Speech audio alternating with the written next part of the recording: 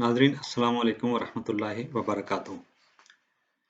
जानसारान मुस्तफ़ा सल्लल्लाहु अलैहि वसल्लम में से जिस हजूर के महबूब सहाबी का ज़िक्र हम आज करने जा रहे हैं, उनका नाम है हज़रत तुफ़ैल बिन अम्र अद-दौसी।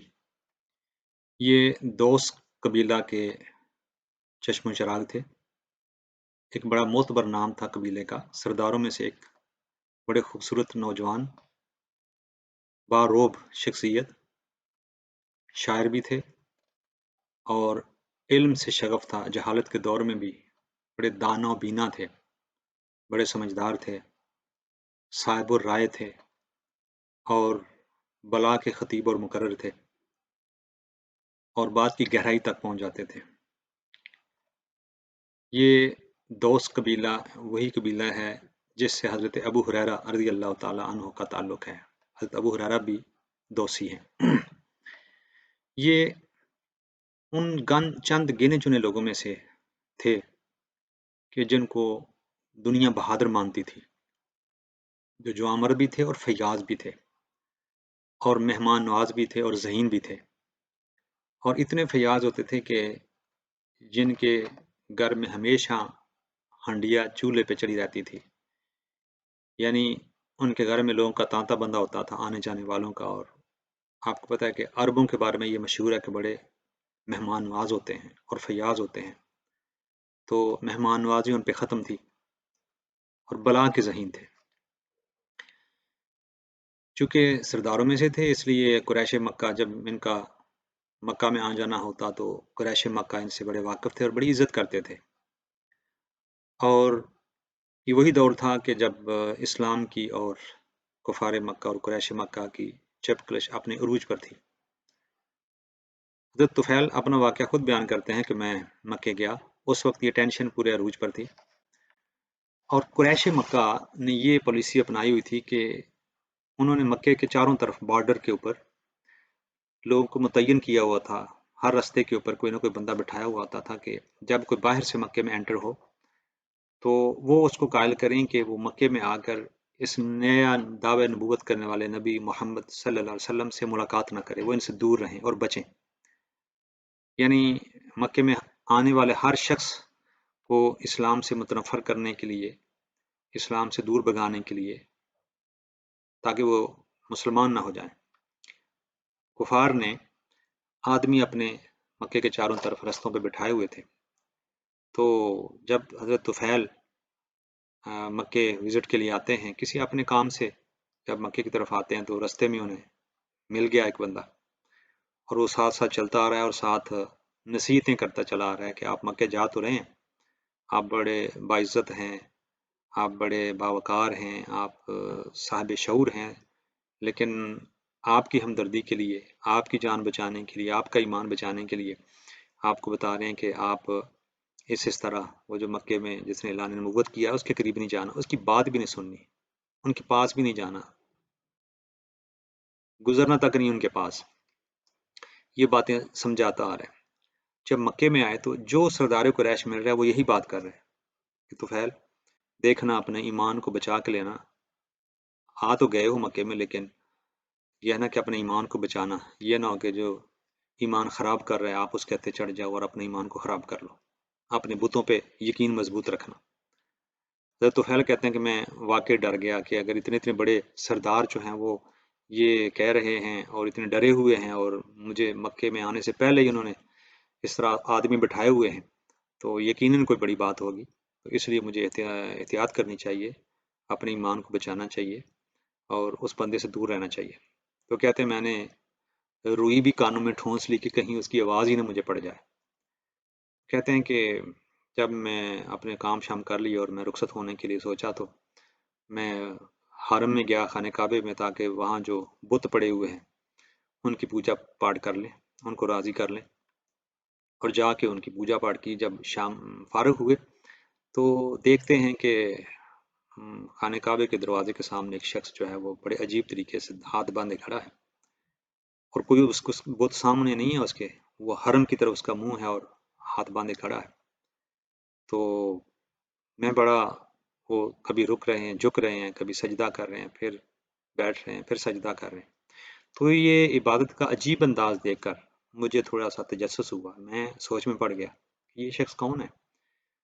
نہ تو اس کے سامنے کوئی بت ہے جس کی عبادت کر رہا ہے، یہ خانہ کعبے کی طرف منہ کر کے جو ہمارا طریقہ کار نہیں ہے، ادھر 362 بت پڑے ہوئے ہیں تو کسی بت کی طرف اس کا منہ نہیں ہے، اور پھر یہ عجیب طریقے سے عبادت کر رہا ہے. تو کہتے ہیں وہ جو عبادت کا طریقہ تھا، وہ جو انہماک تھا، وہ جو سکون تھا، وہ مجھے بھا گیا اور میں خود ہی میرے قدم چال کے ان کے قریب پہنچے. کہتے ہیں میں نے جب قریب پہنچا تو میں نے دل میں کہا، پوچھا کسی سے کہ یہ ہیں کون؟ تو کسی نے بتایا یہ محمد ہیں صلی اللہ علیہ وسلم جنہوں نے نبوت کا اعلان کیا. میں نے ایک دفعہ تو میں ٹھٹر گیا کہ میں قریب نہ جاؤں. پھر میرے دل نے کہا کہ طفیل تم سمجھدار ہو، کوئی اتنے بچے بھی نہیں ہو اور بیوقوف جاہل بھی نہیں ہو، تم اہل رائے میں شامل کیے جاتے ہو، تم معتبر آدمی ہو، عقل و شعور تمہیں ملا ہوا ہے، تو کیا یہ بندہ کھا تو نہیں جائے گا؟ دیکھتے ہیں کیا کہتا ہے، کیا اس کا پیغام ہے، کیا بات ہے. کہتے ہیں جب میں قریب ہوا تو وہ جو ان کے قرآن پڑھنے کا انداز تھا اور جو کلام تھا، اس نے جو لفظ میرے کانوں میں پڑتے تھے وہ میرے دل کو اپنی طرف کھینچتے تھے. کہتے ہیں جب تک ان کی نماز مکمل ہوئی تب تک میرے دل کی دنیا بدل چکی تھی. وہ جو قرآن پڑھ رہے تھے، وہ کیونکہ وہ شاعر بھی تھے اور اہل کلام بھی تھے، اہل زبان بھی تھے، اہل علم بھی تھے، اور کلام کو جانچتے بھی تھے، کلام کی پڑتال بھی کر سکتے تھے، اس کا لیول بھی ناپ سکتے تھے. تو جو وہ کلام آقا علیہ السلام نماز میں پڑھ رہے تھے، اس کلام نے طفیل بن عمر الدوسی اس کے دل کی دنیا بدل لی. کہتے ہیں نماز سے فارغ ہوئے تو وہ اپنے گھر کی طرف چلے گئے.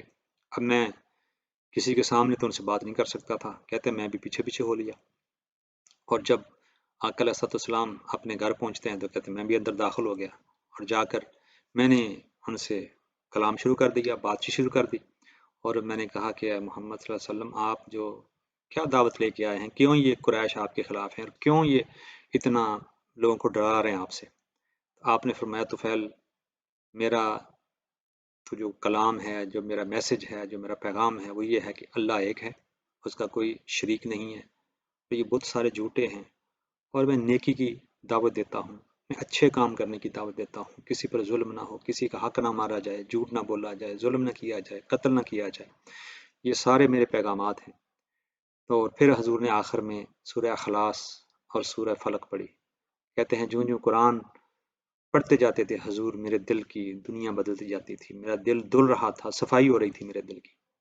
اور میں نے کہا واللہ میں نے زندگی میں ایسا پیارا کلام کبھی نہیں سنا، یہ کسی شاعر کا کلام نہیں ہو سکتا، یہ نہ اس سے پہلے کبھی سنا، نہ سوچ سکتا ہوں اتنا پیارا کلام، یہ یقیناً رب کائنات کا کلام ہے. تو کہتے ہیں کہ اسی وقت حضور کے قدموں میں گرا اور ہاتھ پہ ہاتھ رکھا اور اشہد اللہ الہ الا اللہ اشہد ان محمد عبدہ و رسولہ یہ پڑھ کے مسلمان ہو گئے. یہ وہ طفیل بن عمر الدوسی ہیں کہ پھر کہتے ہیں کہ اب میں مکے میں کچھ دیر رہوں گا. پھر کچھ دیر رکے رہے، پھر آقا علیہ السلام سے اسلام سیکھتے رہے، نیکی کی باتیں سیکھتے رہے، ہدایت کی باتیں سیکھتے رہے، قرآن یاد کرتے رہے، قرآن پڑھتے رہے. اور جب جانے کا وقت ہوا تو پھر حضور کی بارگاہ میں آ کر عرض کرتے ہیں یا رسول اللہ، میں واپس قبیلے میں جا رہا ہوں، بنی دوس میں، تو آقا میرے لیے دعا بھی کریں اور مجھے کوئی نشانی بھی اگر عطا کر دیں تو مہربانی ہوگی، تاکہ میں اپنی قوم کو دکھا کے ان کو باور کرا سکوں کہ آپ اللہ کے سچے نبی ہیں اور وہ میری بات پہ یقین کریں. تو آقا علیہ السلام نے دعا کی اور عرض کیا کہ مولا طفیل کو کوئی ایسی نشانی عطا فرما جو اس کے قوم کے سامنے اس کی مدد کر سکے. تو روانہ ہو گئے دعائیں لے کر. کہتے ہیں جب میں اپنے قبیلے کے قریب پہنچا تو میرے اچانک میں نے محسوس کیا کہ میرے پیشانی سے روشنی نکل رہی ہے اور آگے جو اندھیرا ہے وہ ختم ہو رہا ہے. کہتا ہے رات کو میں اپنے قبیلے پہنچا تو لیکن جب یہ روشنی نکلی تو مجھے ایک تو خوشی ہوئی کہ یہ روشنی میرے لیے ایک نشانی بن گئی ہے اسلام کی. لیکن پھر میں نے کہا کہ لوگ یہ نہ کہیں کہ یہ تمہارے اپنے دین سے پھرنے کی نہوست کی وجہ سے یہ روشنی ایک بدنما داغ ہے. اس طرح بات کس نے کرنی ہے نا کہ تم اپنے دین سے پھر گئے ہو تو یہ گرفت ہوئی ہے آپ کی. تو میں نے مولا سے عرض کیا یا اللہ اس کو پھیر دے اس جگہ سے کسی اور جگہ. تو کہتے ہیں کہ میرے ہاتھ میں جو سوٹی تھی اس کے اندر وہ اس کے آخر میں उसने जलना शुरू कर दिया, यानी मतलब है कि उसके अंदर रोशनी आ गई, जलना नहीं, उसके अंदर रोशनी आ गई, वो ट्यूब लाइट बन गई। कहते हैं कि मैं जब लेके घर पहुंचा तो सबसे पहले मेरे बाप, मेरे अब्बू जान मेरे करीब आए, आमिर, वो मेरे करीब आए। तो मैंने कहा जी आपका मेरे साथ कोई ताल्लुक नहीं है, आप मुझसे दूर रहें। कहा क्या हुआ बेटा, तुम समझदार हो, तुम ऐसी बातें क्यों कर रहे हो? तो कहते हैं कि मैंने कहा कि मैंने दीन बदल लिया है, मैंने एक और दीन इख्तियार कर लिया है, और जो आपने सुना है कि मोहम्मद सल्लल्लाहु अलैहि वसल्लम एक नबी आया है, तो मैंने तो वो दीन इख्तियार कर लिया और आप पहले पर हैं, तो आपका मेरे साथ कोई ताल्लुक नहीं। उनका बेटा अगर आपने कर लिया तो आप इतने समझदार हो कि हमें आप पर यकीन है, इसलिए हम भी वही दीन कबूल करते हैं जो आपका है। वो सारा वाक़या बताया और बाप ने कलमा पढ़ा और कहा जाओ जाके पहले गुस्ल करो, और गुस्ल करके जो कुफर की नजासत है उसको धो के आओ और फिर आके कलमा पढ़ो। तो बाप के आ जाके गुस्ल करके और कलमा पढ़ाया और मुसलमान किया बाप को। उसके बाद बीवी करीब आई तो फरमाया तेरा भी मेरे साथ कोई ताल्लुक नहीं है, तुम मेरे लिए गैर हो चुकी हो। उन्होंने कहा मेरे सरताज क्या हुआ, क्यों आंखें बदल रहे हो, मक्के से क्या हो गया है कि तुम्हारा दिमाग ही चेंज हो गया? उसने कहा कि मैंने नया दीन इख्तियार कर लिया। तो उसने भी कहा कि जो दीन आपका वही मेरा, मैं आपसे जुदा कैसे रह सकती हूँ? तो फरमाया कि जाओ जाकर गुस्ल करो और आके कलमा पढ़ो। वो भी गई, गुस्ल की और आके कलमा पढ़ा। तो ये हजरत अबू तो तुफैल बिन अमर अद्दौसी, इन्होंने घर वालों को मुसलमान किया, औलाद को मुसलमान किया। उनके बेटे का नाम भी अमर था, अमर बिन तुफैल बिन अमर, तो उनको भी मुसलमान किया। और फिर कबीले की तरफ गए, सारे कबीले को जमा किया, उनकी खिदमत खातर की और उनको इस्लाम की दावत दी। उस पूरे कबीले में हजरत अबू हुरैरा रजी अल्लाह ताला अन्हु वो मुसलमान हुए कलमा पढ़ के, और उनके साथी बन गए, और बाकी कबीले वालों ने इसे रिजेक्ट कर दिया। एक अरसा तक आप जो है वो तबलीग करते हैं, लेकिन कोई लोग मुसलमान नहीं हुए। फिर क्या होता है कि आका सल्लल्लाहु ने हिजरत फरमाई मक्के से, और जब हिजरत करते हैं तो उसके बाद फिर बदर होती है, फिर ओहद होती है, फिर खंदक होती है। इस दौरान एक दफ़ा तुफैल बिन अमर अद्दौसी मदीने पाक में हजूर की बारगाह में हाजिर हुए और जाकर अर्ज़ किया या रसूलल्लाह मेरे लिए, मेरे कबीले के लिए दुआ करें। तो साथ हज़रत अबू हुरैरा भी थे। अब ये दोनों हजूर की बारगाह में हाजिर होते हैं और जब हाजिर होकर अर्ज़ करते हैं तो आका सल्लल्लाहु ने सुना, गौर फरमाया और जाकर दोबारा वज़ू किया और वज़ू करके 2 नफल पढ़े। और हज़रत अबू हुरैरा कहते हैं कि हजूर ने जब हाथ उठाए तो मैं डर गया कि हजूर मेरे कबीले के लिए कहीं कोई ऐसी बद्दुआ ना कर दे, मेरा कबीला ही तबाह हो जाए। तो कहते मैं डर गया, लेकिन कुर्बान जाए जब आका सल्लल्लाहु की ज़ुबान अक़दस से वो दुआ निकली तो मेरे सीने में ठंड पड़ गई। हजूर दुआ कर रहे थे अल्लाहुम्मा एहते दौस, अल्लाहुम्मा एहते दौस, अल्लाह दोस्त वालों को हिदायत अता फरमा, दोस्त वालों को अल्लाह हिदायत अता फरमा। जब हजूर ने 3 दफ़ा ये दुआ की, हज़रत अबू हुरैरा, हज़रत तुफैल बिन अमर दौसी खुश हो गए, और जब खुश हो गए तो फिर हजूर ने फरमाया तुफैल अब जाओ वापस कबीले में और जाकर तबलीग करो, इंशाअल्लाह अल्लाह आपकी मदद करेगा। कहते हैं जब अब हम वापस गए, अब जिसको दावत दे रहे हैं वो कबूल फरमा रहे हैं, जिसको दावत दे रहे हैं वो कबूल फरमा रहे हैं। कहते हैं कि हमने हजूर के जो दुआ का असर देखा कि पहले कोई बात सुनता ही नहीं था और अब जिसको दावत दे रहे हैं वही दावत कबूल कर रहे हैं। फिर कहते हैं कि ग़ज़वा खंदक के बाद हम हजूर की बारगाह में जब पेश हुए तो उस वक्त बनी दौस के 80 सरदार हमारे साथ थे। जो कबीलों के जो छोटे छोटे कबीले थे उनके बनी दौस के 80 सरदार हमारे साथ थे। और जब हजूर की बारगाह में पेश हुए तो आका बहुत खुश हुए, बहुत खुश हुए, और हजूर ने मुझे शाबाश दी और अबू हुरैरा को शाबाश दी। और हमने अर्ज़ किया या रसूलल्लाह हमें अब हर जंग में अपने साथ शरीक कीजिए। आका सल्लल्लाहु उस वक्त ग़ज़वाए खैबर हो चुका था और माल गनीमत आया था। तो आका सल्लल्लाहु ने कर्म फरमाते हुए इतने खुश थे कि माल गनीमत में, खैबर के माल गनीमत में बनी दोस्त को भी शरीक कर दिया, और बगैर इनको यानी जिहाद किए और जंग लड़े इनको माल गनीमत में हिस्सा मिल गया बनी दोस्त को। फिर आका सल्लल्लाहु जो है वो बड़े खुश हुए और उनको बड़े इज़्ज़त के साथ, उनको बड़ी मोहब्बत के साथ रुख़्सत किया। अब ये कबीला जो है इस्लाम का गढ़ बन चुका था। फिर हज़रत उनकी अपनी फ़ौज तैयार हो चुकी थी, हज़रत तुफैल बिन अमर अद्दौसी की, اپنا پورا قبیلہ چونکہ مسلمان تھا تو اب یہ خدمت کرنا چاہتے تھے۔ ایک تو یہ عرض کیا کہ یا رسول اللہ جب بھی آپ جہاد یا جنگ کے لیے جائیں، غزوہ کے لیے جائیں، تو ہمارے بنی دوست کو آپ دائیں طرف کا جو میمنہ ہے اس کے اوپر ہمیں جگہ پہ رکھیں، ہم انشاءاللہ اسلام کی خدمت کھلے دل سے کریں گے۔ اور پھر عرض کیا کہ یا رسول اللہ ذوالکفین ایک بہت بڑا بت تھا انہی کے علاقے میں، بنی دوس کے علاقے میں، تو حضرت طفیل بن عمرو دوسی نے عرض کیا یا رسول اللہ مجھے اس بت کو توڑنے اور اس کو تباہ کرنے اور خاک میں ملانے کا مجھے اجازت دیں، میں اپنے قبیلے کو ساتھ لے کر وہاں جاتا ہوں۔ حضور نے اجازت دے دی، آپ اپنے قبیلے کو ساتھ لے کر اس بت کو توڑنے گئے۔ وہ بہت بڑا بت انہوں نے بنایا تھا انہی کے علاقے میں قبیلے نے۔ تو جب وہاں پہنچے تو ان کے ارادے کو دیکھ کر وہ قبیلے والے کہتے ہیں کہ اب تمہاری تباہی، تمہاری بربادی آ گئی ہے کہ تم نے بت کے ساتھ مقابلہ شروع کر دیا اور بت تمہیں تباہ کر دے گا۔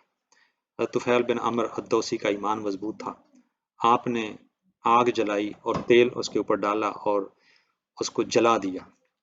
اب وہ قبیلے والے دیکھتے رہے کہ ابھی یہ فوج جو ہے یہ تباہ ہوتی ہے، لیکن حضرت طفیل بن عمرو الدوسی جب وہ بت کو جلا دیا تو تکبیر کے نعرے لگاتے ہوئے اللہ کے حضور سر بسجود ہوئے کہ ہم نے اب یہ وہ قبیلے والے دیکھ رہے تھے کہ ان پہ عذاب آئے گا، جب بت جل گیا عذاب کوئی نہیں آیا تو وہ سارا قبیلہ وہ بھی مسلمان ہو گیا اور حضرت طفیل بن عمرو الدوسی رضی اللہ تعالیٰ عنہ کے ساتھ شامل ہو گئے۔ تو ناظرین یہ جذبہ تھا ان صحابہ کرام کا جنہوں نے اسلام کی اس طرح خدمت کی اور آقا علیہ السلام کے اوپر اللہ کی محبت میں اپنی جانیں قربان کی۔ پھر ایک واقعہ ہوا، یمامہ ایک علاقہ ہے عرب کے اندر، وہاں مسلمہ کذاب نے دعوی نبوت کیا اور جب دعوی نبوت کیا تو آپ اس کی طرف روانہ ہوئے۔